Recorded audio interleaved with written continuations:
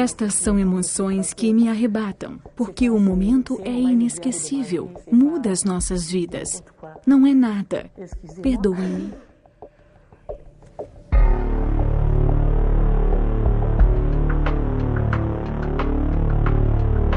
Na pequena aldeia de Kibeho, em Ruanda, aconteceu uma série de eventos extraordinários. O primeiro se deu às 12h35, do dia 28 de novembro de 1981.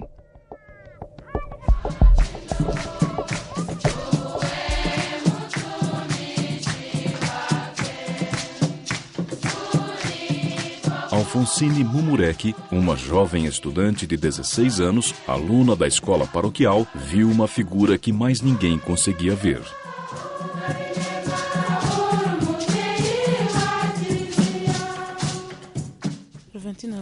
Em 28 de novembro, um sábado, fomos todas para o refeitório. Comecei a limpar os pratos quando ouvi uma voz dizer: "Filha."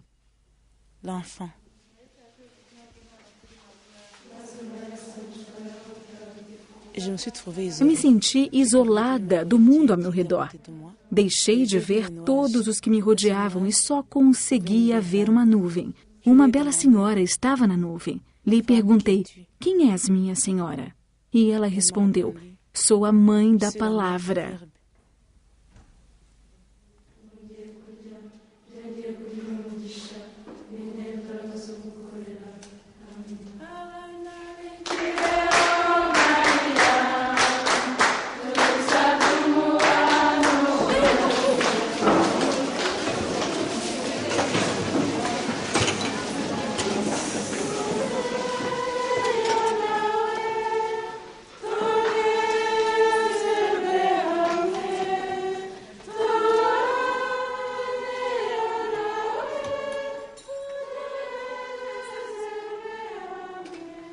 Ela era muito jovem na época, por isso não poderia ser a sua imaginação. A expressão Nina Wazambo, em Kinyarwanda, mãe da palavra, não aparecia em nenhum dos materiais religiosos que tínhamos naquela época.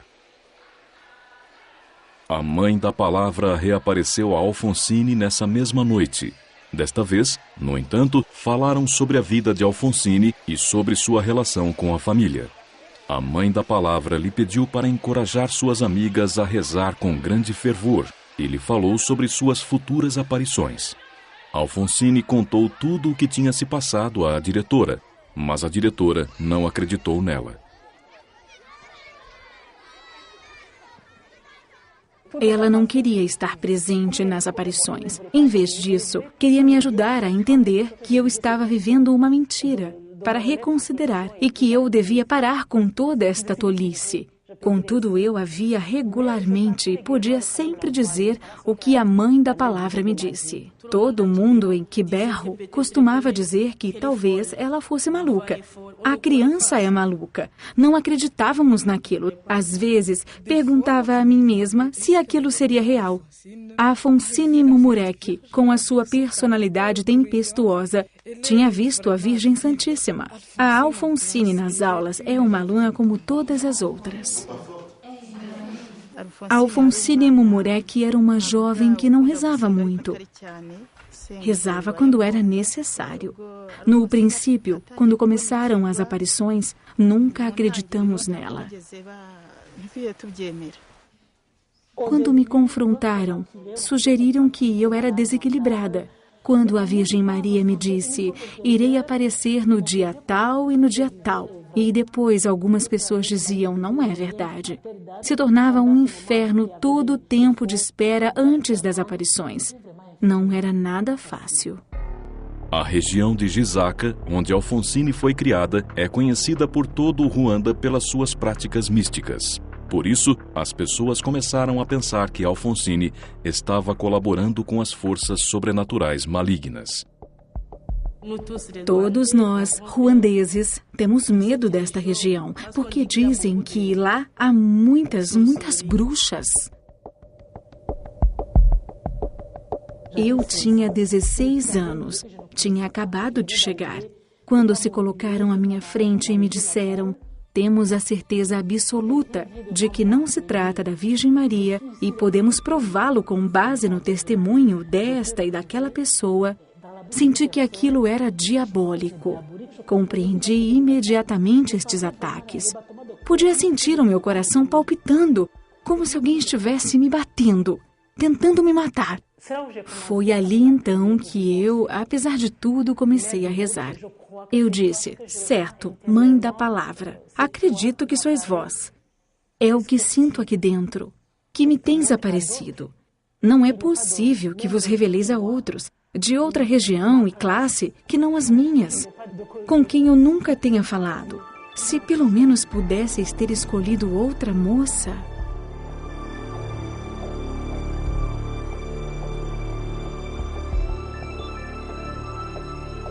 E quando também eu comecei a ter aparições, em 12 de janeiro de 1982, as alunas começaram a dizer: os demônios atacam aqueles que não rezam. De acordo com as alunas, a Alfonsine estava possuída pelo diabo. Mas como poderia o diabo atacar também a Nathalie, que reza? Uma jovem moça surgiu e disse: sabem, a Nathalie está na capela. Estávamos todos rezando juntas e ela estava imóvel. Tentamos mexê-la, mas ela nem pestanejava. As outras fugiram, mas eu não fui atrás delas. Senti no meu coração que a Virgem Maria estava ali. Nenhuma das estátuas da Virgem Maria que eu já tinha visto se parecia com ela. Vi o seu rosto e era muito belo. Quando olhamos para ela, vemos que possui uma beleza que transcende a dos brancos ou dos negros. Apesar disso, os seus olhos pareciam muito com os dos negros.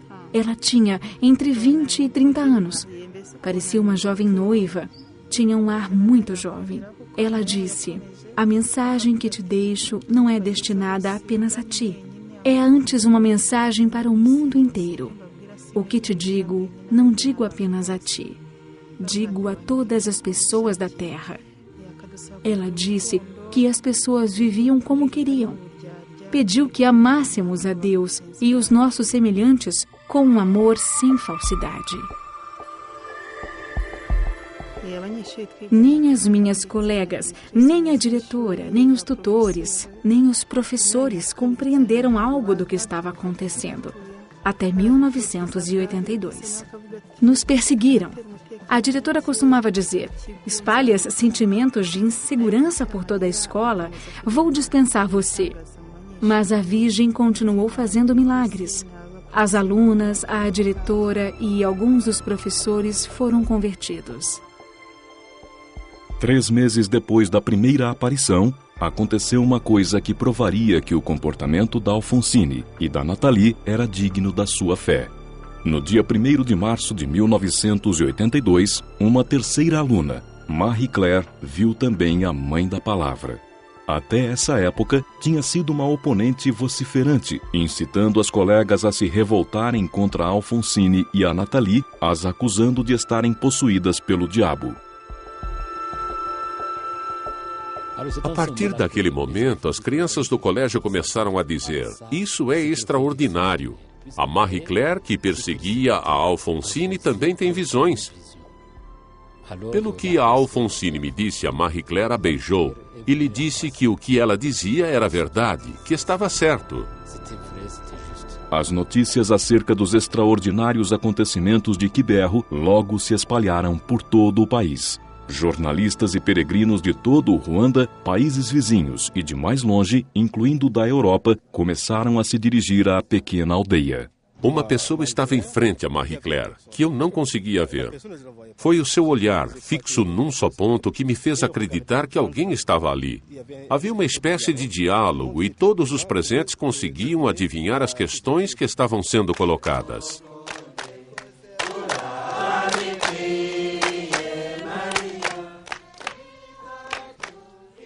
Podíamos ver que a Virgem Maria veio muito simplesmente, como uma mãe que quer brincar com seu filho, cantar e dançar, brincando um com o outro enquanto conversam.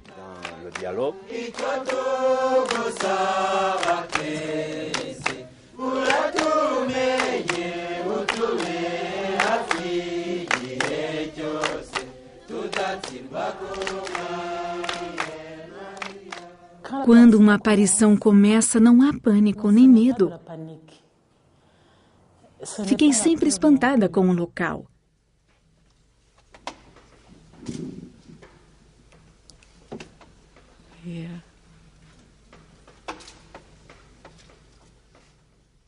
Havia muita vegetação, podíamos sentir de forma simples o cheiro da erva. Era lindo, era um lugar mesmo lindo.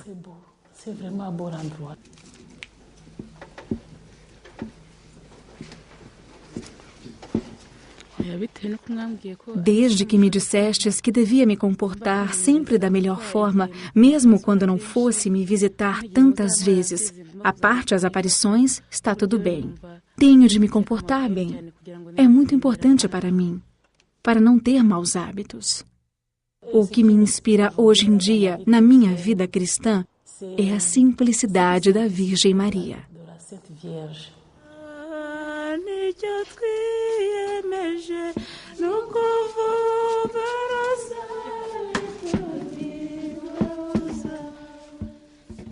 As autoridades da igreja destacaram 2 comissões para investigar, em detalhe, o comportamento das moças durante as aparições, assim como o conteúdo das mensagens da Nossa Senhora da Palavra. A comissão teológica foi destacada pelo bispo da área, Monsenhor Jean-Baptiste Gamurani, de Butaré, e era composta principalmente por professores acadêmicos do Seminário Maior, enquanto que os membros da comissão médica provinham na sua totalidade da Faculdade de Medicina da Universidade do Ruanda. Há já muito tempo que tenho conseguido seguir os acontecimentos de Quiberro graças às 2 comissões que fizeram um excelente trabalho. Especialmente a comissão médica, da qual o psiquiatra se destaca. Embora estivéssemos preocupados que ele, de vez em quando, maltratasse as crianças.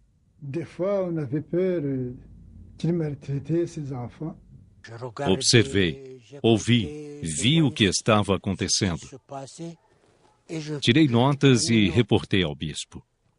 Estávamos interessados em saber de que forma eram influenciadas pelo ambiente que as rodeava.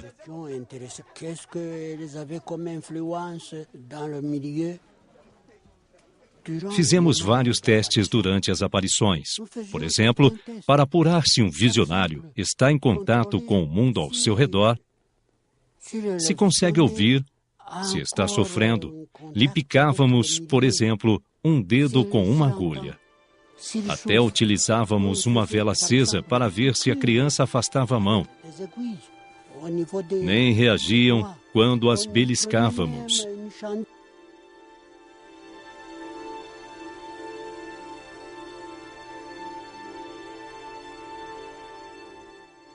Para manter os mais elevados padrões de imparcialidade científica, foi procurada a ajuda de especialistas internacionalmente aclamados. Após finalizarem os estudos detalhados, estes apresentaram as suas conclusões e opiniões.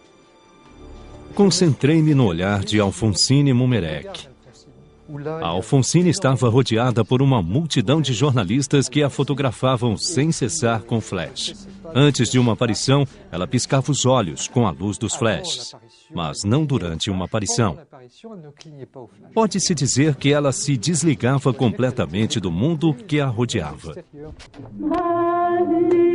Maria, Mãe da Paz, sois vós que todos os cristãos amam. Oramos a vós, Mãe de Deus, intercedei por nós junto a Jesus.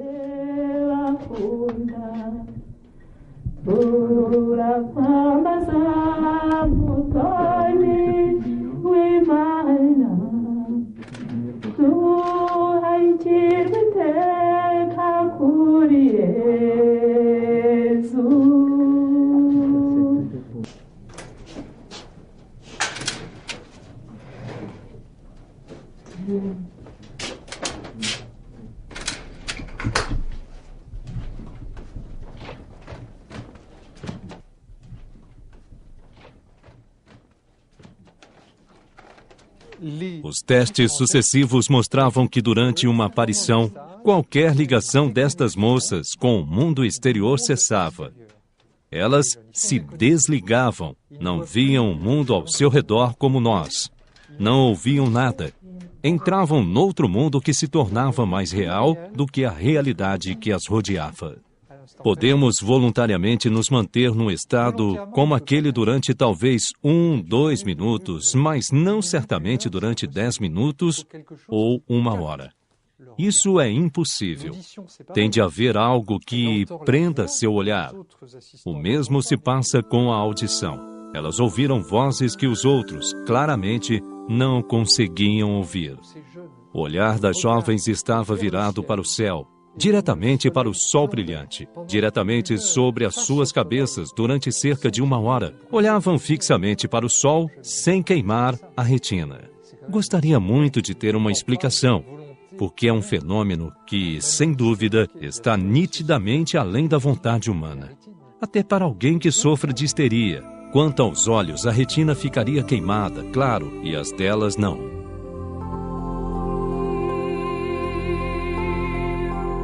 Para além dos exames clínicos, a comissão médica iniciou testes psiquiátricos de longa duração. Foi avaliado o estado psicológico das videntes, as tendências epiléticas, de toxicodependência, de histeria e qualquer sinal de instabilidade mental foram examinados individualmente.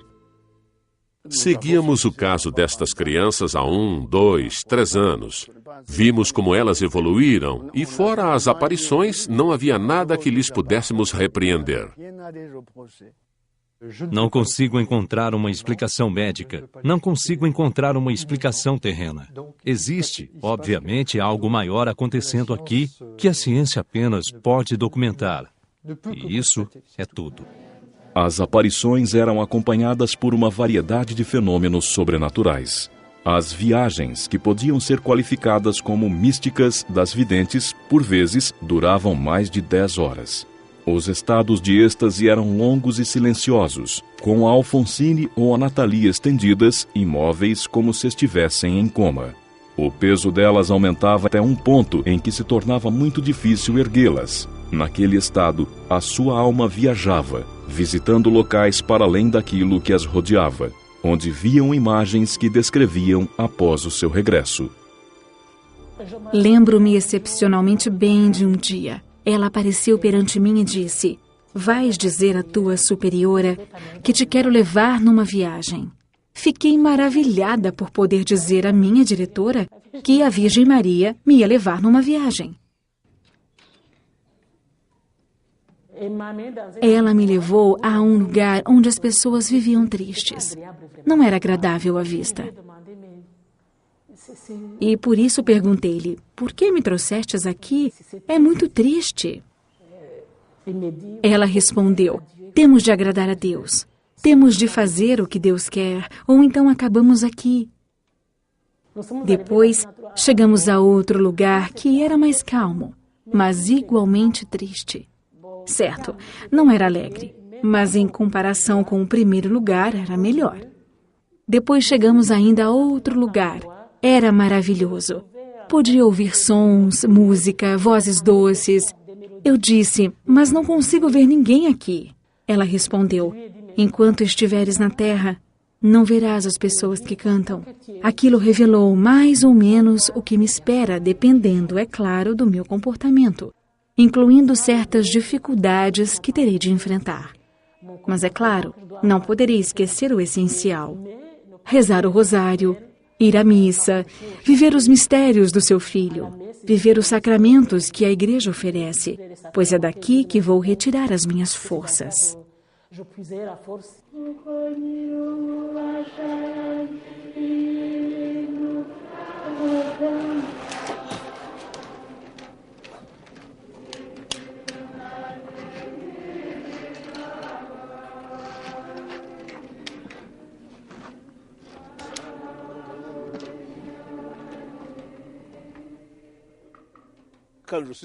Quando cheguei, a encontrei no seguinte estado, esticada assim como um cadáver. Um dos meus alunos era enfermeiro e tentou reanimá-la, mas sem sucesso.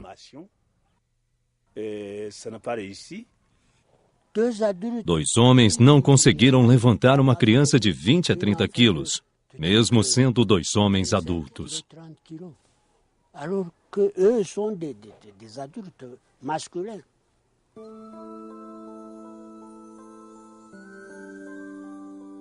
Ela não mostrava qualquer reação. As suas mãos estavam sempre firmemente unidas e os seus joelhos, por exemplo, por mais que tentássemos, não se moviam. Mesmo que se tentasse separar as suas mãos unidas, não se conseguia.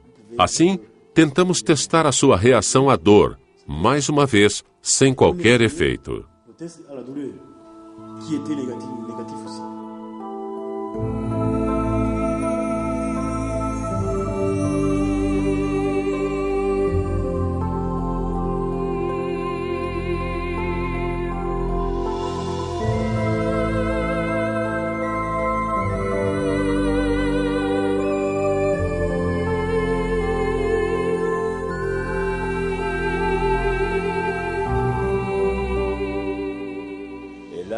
Como comissão, nos esforçamos para estar presentes do início ao fim.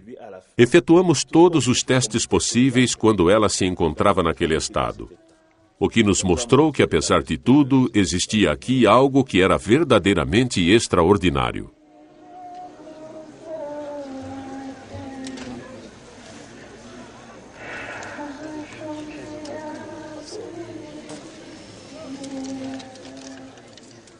O que Nossa Senhora me disse, o que posso dizer? A mensagem para o mundo é: amem a Nossa Senhora, recitem o rosário e convertam-se. Temos de seguir o que a Igreja nos ensina. Temos de amar Jesus, nosso Senhor, e a Virgem Maria, pois é ela nossa mãe. Aconteça o que acontecer, não abandonem Jesus, não abandonem nosso Senhor.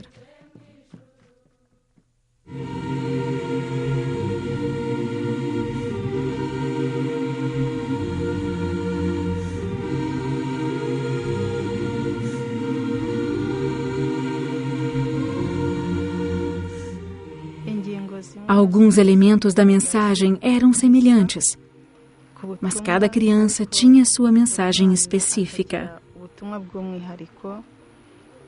A mensagem da Alfonsine era rezar pelas famílias e pela Igreja. A Virgem incumbiu Nathalie de rezar especialmente pelo mundo e de rezar pelas almas que se encontravam no purgatório, e de aceitar com amor o sofrimento que ajudaria Jesus e a Virgem Maria a salvar o mundo.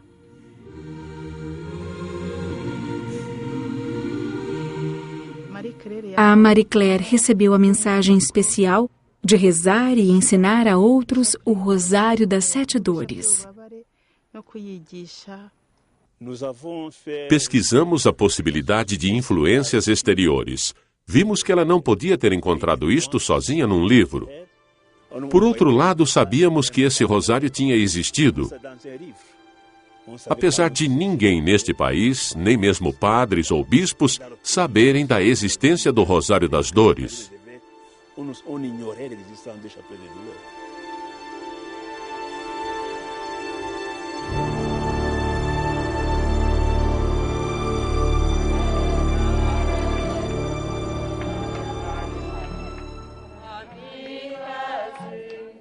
A aparição da Virgem Maria no dia da Assunção em 1982 foi profética, tal como os eventos viriam a confirmar 12 anos mais tarde.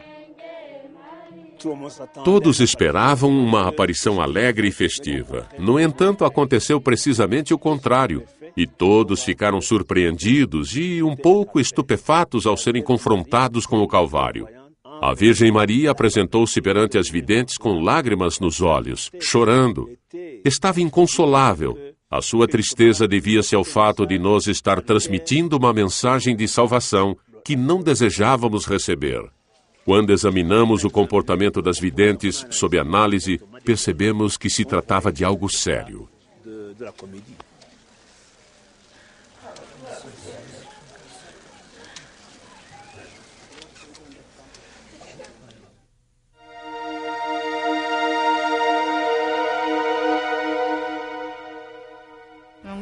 Em 1982, a Virgem Maria mostrou-me pessoas matando umas às outras e incêndio nas montanhas. Estava tudo ardendo em fogo. Mostrou-me buracos profundos e muito escuros. Mostrou-me também caveiras humanas, cabeças cortadas ao meio. Em 1983, mostrou-me um rio de sangue que estava prestes a correr. Ela disse: sofro porque os vossos corações continuam endurecendo. Sofro porque muitos abraçam o vício em vez da virtude. Sofro porque vocês já não obedecem os mandamentos de Deus. Sofro por causa da vossa hipocrisia. Sofro porque não existe amor entre as pessoas. Podíamos ver de forma clara que ela partilhava deste sofrimento. Mas nesse momento, prestamos pouca atenção no que ela estava nos dizendo. Não estávamos preparados para fazer o que ela nos estava pedindo.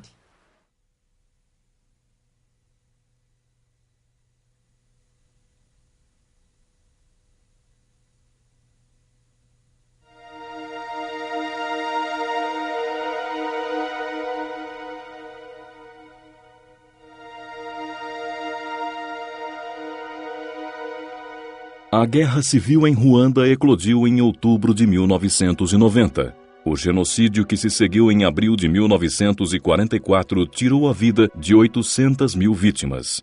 Quiberro, apesar das aparições de Nossa Senhora alguns anos antes, foi particularmente afetada e testemunhou um massacre brutal e a morte. Havia colunas inteiras de homens armados com cacetetes e armas. O ataque começou. Os assassinos aproximaram-se pela parte de baixo da igreja. Dispararam sobre a multidão. Tentamos nos defender com pedras. Vimos pessoas caindo. Os disparos vinham de todos os lados.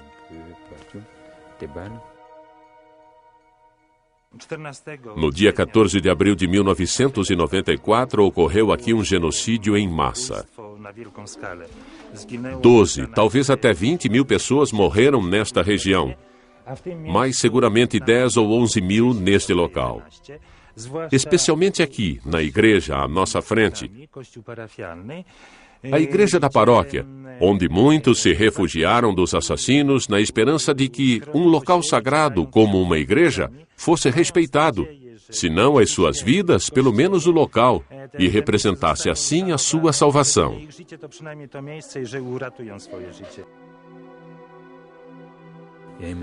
A certa altura pensei que ia morrer. Senti que ainda tinha a oportunidade de escolher o local da minha morte e disse para mim mesmo: tenho de ir à igreja. Ao entrar, encontrei um homem que disse: Padre, fizemos mesmo tudo o que era possível. Dê-nos o sacramento da reconciliação para que possamos morrer como os que morreram antes de nós. O mais importante é que Nosso Senhor nos receba no céu. Vi realmente cenas horrendas. Muitos foram mortos e os seus corpos amontoavam-se em pilhas. Havia pilhas de pessoas morrendo em agonia ao longo da secretaria. Ouvi o som de pessoas morrendo em agonia. Estas manchas roxas, que podem ser encontradas em grandes quantidades nas paredes desta igreja, marcam o sítio onde os bandidos Interahamwe fizeram buracos para chegar às multidões que se reuniram dentro da igreja à procura de abrigo, para evitar uma morte horrível. Os bandidos atiraram granadas através destes buracos ou dispararam as suas Kalashnikov ou outras metralhadoras e, no fim, derramaram gasolina para incendiarem a igreja.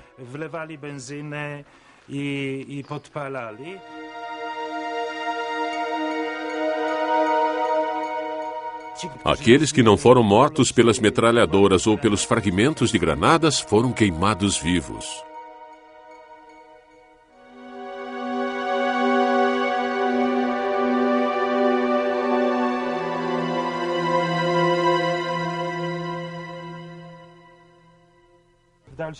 Passados todos estes anos em campos vizinhos, em jardins, ainda encontramos, ou as pessoas encontram e trazem-nos caveiras, tíbias e outros ossos. É por isso que este local, onde uma grande quantidade de sangue foi derramado e muitos inocentes perderam a vida, é um local sagrado, um local de martírio. Porque aqueles que ali morreram, apesar de, provavelmente, não como resultado direto da sua fé em Cristo, morreram como resultado da sua humanidade. E foi isso que as videntes de Quiberro viram. A Virgem disse-lhes: rezem pelos pecados do mundo. Eles farão com que calamidades caiam sobre vós. Durante muito tempo, eles viram perante os seus olhos um país submerso em sangue, um país em guerra, batalhas terríveis, muitos mortos e corpos que não podiam ser enterrados. Parecia inacreditável. As pessoas diziam: estas videntes são loucas, com os seus sonhos de calamidades, profecias de infelicidade e perdição. No entanto, a profecia era verdadeira, incompreensível no início, mas, apesar de tudo, tão verdadeira.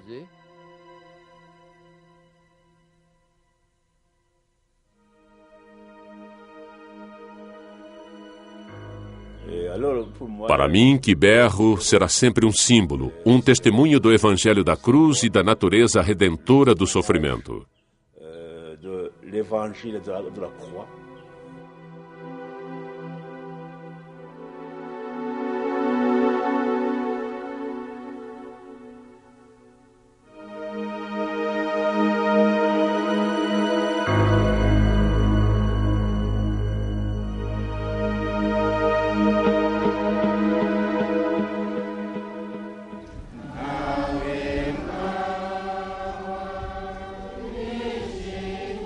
Em aparições subsequentes, Maria pediu a Nathalie para jejuar durante 2 semanas como penitência pelos pecados do mundo.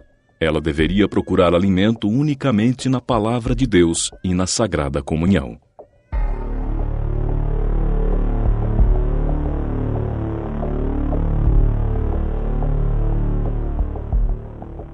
Ao longo destes dias, não bebi nem comi absolutamente nada. Nossa Senhora permitiu, excepcionalmente, que eu recebesse a Sagrada Comunhão, o que fiz todos os dias. Ao 8º dia, Nossa Senhora permitiu que eu bebesse água benta. Tinha muita sede, minha garganta ficou seca e começou a ficar com feridas. Depois foi a fome. Como não comi nada, sentia fome. Eu senti uma fome terrível. Sofri muito, mas ao mesmo tempo sentia alegria. Os seus jejuns eram longos. Como a África é quente, 6 dias sem água significam morte. Os médicos estavam muito preocupados. Mas, como tinha sido a Virgem Santíssima a instruí-la, eles preferiram deixar o assunto de lado enquanto continuavam a vigiá-la de perto, para caso fosse necessário, intervir no último momento. Mas nada aconteceu e ela continuou em perfeita saúde. Recolhemos amostras de sangue de uma urina para garantir que não existiam quaisquer alterações que pudessem constituir uma ameaça para o seu corpo. Mas ela conseguiu sobreviver com base na Eucaristia, e foi tudo. O seu organismo não sofreu qualquer efeito adverso. Éramos muito severos com as crianças.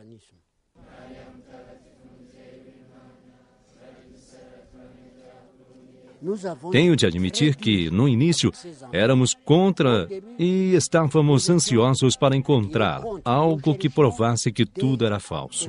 Acabamos por ter de admitir tudo aquilo que tínhamos visto por diversas vezes, pois fomos incapazes de dar ou encontrar qualquer explicação natural. Com o passar do tempo, a situação em Quiberro tornou-se mais complexa. Em maio de 1982, muitas outras pessoas alegaram ter tido visões. Estes acontecimentos aproximavam-se da feitiçaria e da adivinhação, frequentes no país. Pedi especialmente aos cristãos que se abstivessem da procura de profetas ou divindades, ou de realizar quaisquer outras práticas bizarras, para provar que também estavam vendo algo. Isso acalmou as coisas. O interrogatório de muitas pessoas terminou e os investigadores puderam, uma vez mais, concentrar-se no estudo dos que eram considerados os genuínos videntes.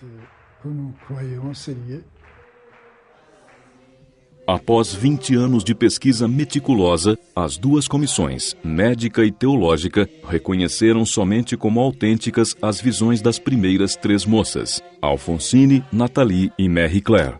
No dia 29 de junho de 2001, Dom Agustin Misago, o bispo local, apoiado pela Conferência dos Bispos do Ruanda, anunciou a decisão da Igreja relativamente a este assunto.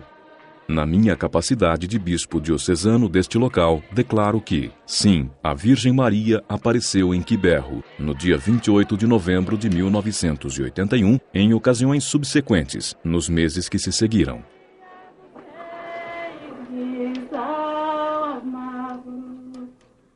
Pesquisamos a qualidade das mensagens, a sua autenticidade, a coerência das videntes. E foi assim que chegamos a 3 pessoas em questão. Foi necessário um trabalho verdadeiramente completo e em conjunto, tanto dos médicos como dos teólogos. Acreditamos que elas reúnem os critérios definidos pela Igreja. Para além disso, são as 3 primeiras crianças reconhecidas como tal que são responsáveis por tornar Quiberro tão conhecida.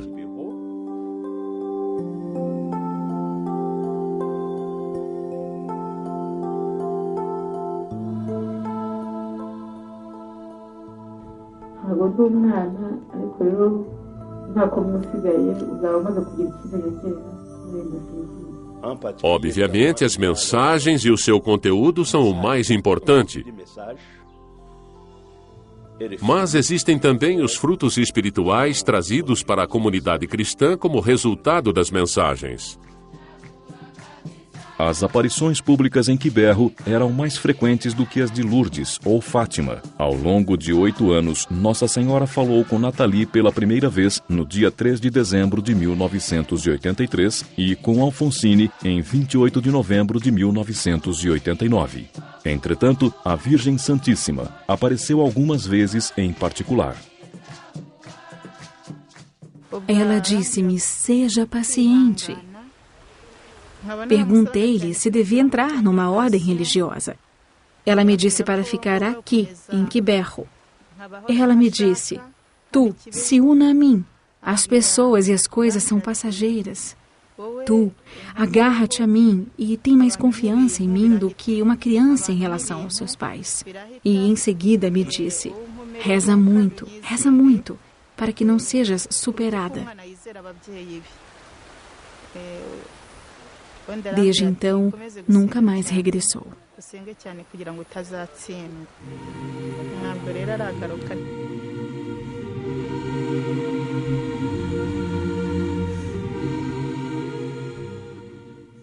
Senti que Nossa Senhora estava me dizendo que tinha chegado à altura de me tornar responsável pelo que tinha recebido. Era triste não voltar a vê-la. E, no entanto, era como se também eu própria tivesse me entregando a esta missão. Ela havia me dito: diz isto ou diz aquilo. Agora era a minha vez de resistir e de trazer até todas as pessoas a vida que a Virgem Maria nos pede para viver.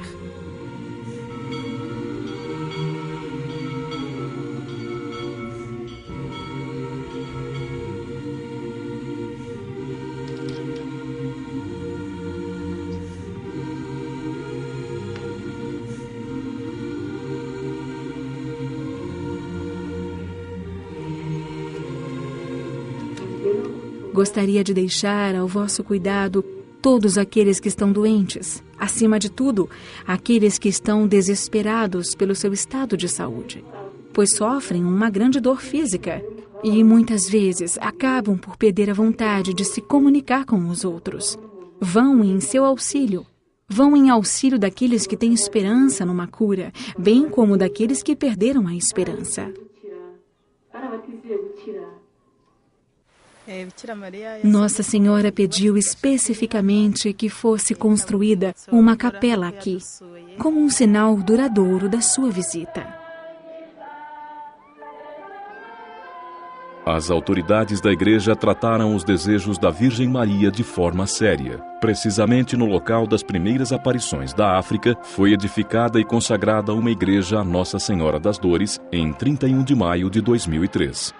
Em pouco tempo, tornou-se um local de peregrinação, visitado por mais de 30 mil peregrinos de todo o mundo, especialmente durante os dias santos marianos. Muitos converteram-se e muitos são curados.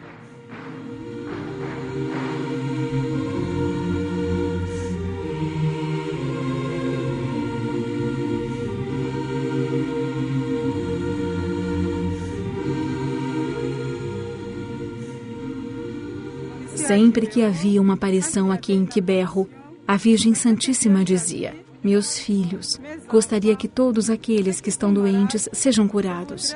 Eu tinha sinusite e em apenas alguns dias fiquei curada. Assim, de um momento para o outro.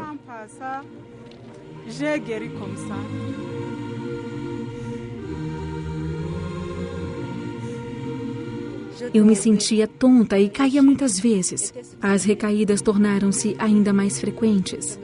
Lembro-me daquela noite, em fevereiro de 2000, ter vivido momentos particularmente difíceis, com muitas recaídas ao longo da noite, e depois, tudo desapareceu naquele mesmo dia.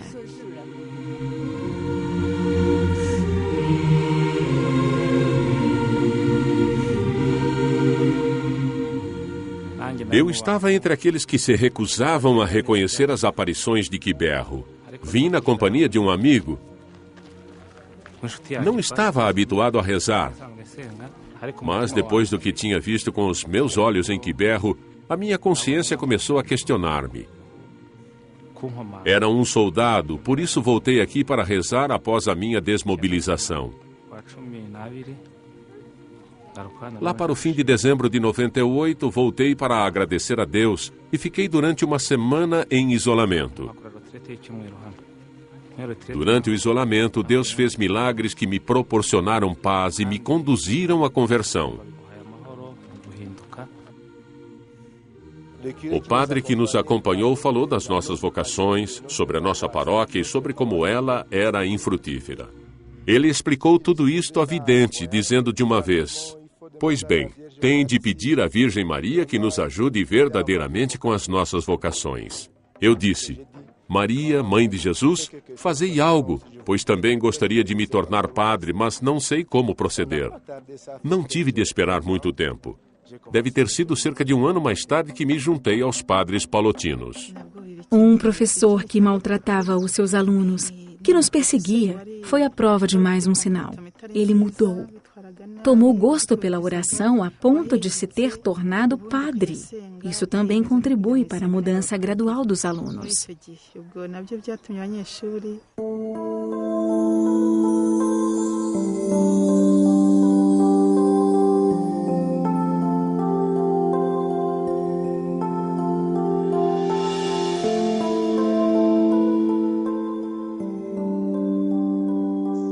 Tanto as aparições como o santuário da Nossa Senhora das Dores em Quiberro podiam tornar-se instrumentos, importantes instrumentos de reconciliação. Os peregrinos que vêm de todo o país até aqui, bem como de países vizinhos, unem-se. Chegam muitas vezes em disputa e terminam rezando juntos.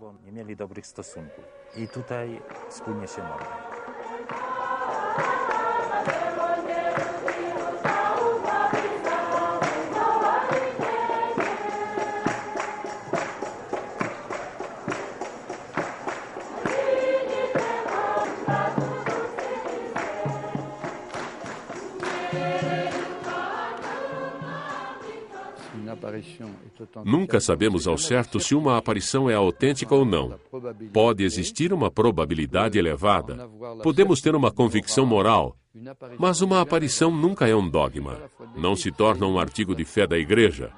Torna-se, no entanto, uma expressão da fé da Igreja, um pequeno sinal dado aos fiéis, um sinal pequeno e precioso, tão precioso que, exceto São Pedro em Roma, todos os maiores santuários da cristandade estão ligados a aparições.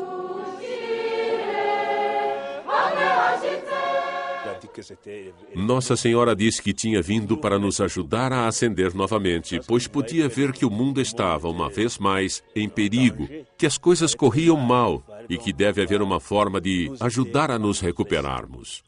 Era um pedido urgente para nos convertermos, para nos arrependermos. Arrependam-se, arrependam-se.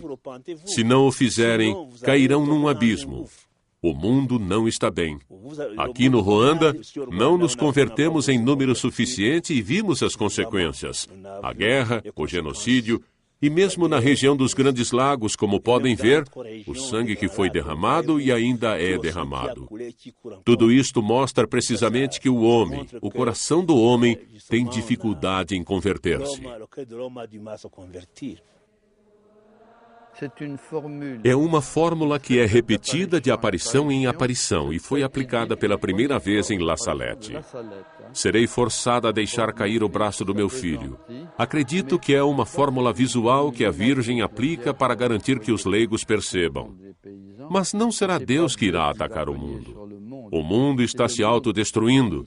Quando o homem se separa de Deus, quando o homem volta as suas costas ao amor, tornando-se assim egoísta, hostil e causador de discórdia.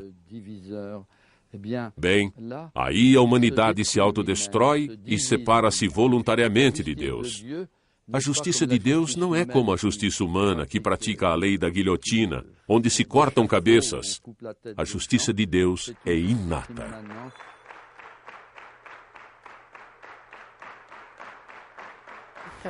Não é uma mensagem dirigida somente a Quiberro ou à África. É antes uma mensagem para todo o mundo. A Virgem Maria deseja a conversão de todos os corações humanos. Ao falar em peregrinações, ela fala acerca de sacrifício ou mortificação. Ela disse que, para que o nosso espírito entre em íntima comunhão com Deus, precisamos submeter o nosso corpo a atos de sofrimento e, em seguida, dar exemplos.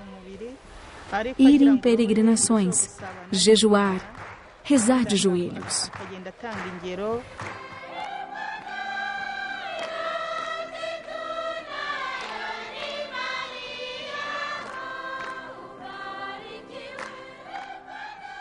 Na minha primeira visita à de Límina, o Papa João Paulo II disse: no vosso país tem Quiberro. Que há de novo em Quiberro? A minha resposta hoje é convidar todos os que nos escutam a vir a Quiberro. O Santuário da Virgem Maria, Quiberro. O primeiro local de aparição e peregrinação oficialmente reconhecido pela Igreja e pela Santa Sé. O primeiro local do gênero na África.